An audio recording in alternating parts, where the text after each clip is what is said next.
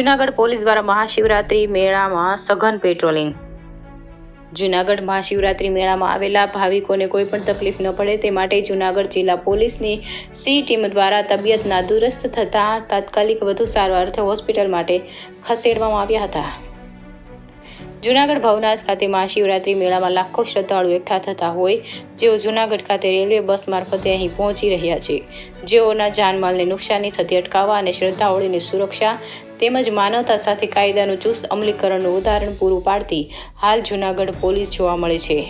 જેમાં વધુ જોઈએ તો જૂનાગઢ બસ ડેપો ખાતે કાર્યરત સી ટીમમાં રહેલ પોલીસ કર્મચારીઓ દ્વારા મુસાફરી દરમિયાન એક મુસાફરની તબિયત નાદુરસ્ત થતાં બસ સ્ટેન્ડના પ્લેટફોર્મ પર જ ઢળી પડેલ જે મુસાફરને કાર્ડિયાક મુશ્કેલી ઊભી થતાં તાત્કાલિક CPR સારવાર આપીને ઊંચકી અને વધુ સારવાર અર્થે હોસ્પિટલ માટે મોકલી પોલીસ પ્રજાની મિત્ર બની લોકોની સુરક્ષા માટેની જવાબદારી નિભાવી રહી છે.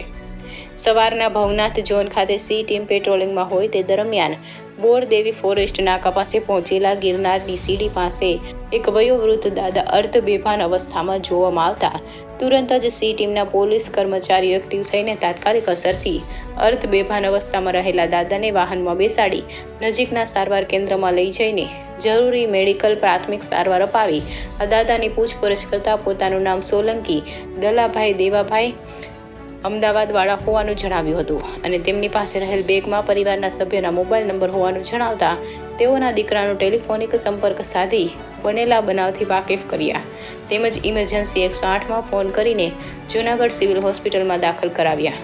આમ જૂનાગઢ જિલ્લા પોલીસ આપની શાંતિ, સુરક્ષા અને સલામતી માટે કટિબદ્ધ છે.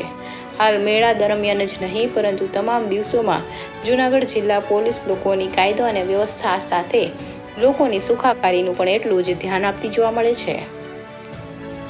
કેમેરામેન રાવલિયા મધુ સાથે રિપોર્ટર જગદીશ યાદવ, જૂનાગઢ.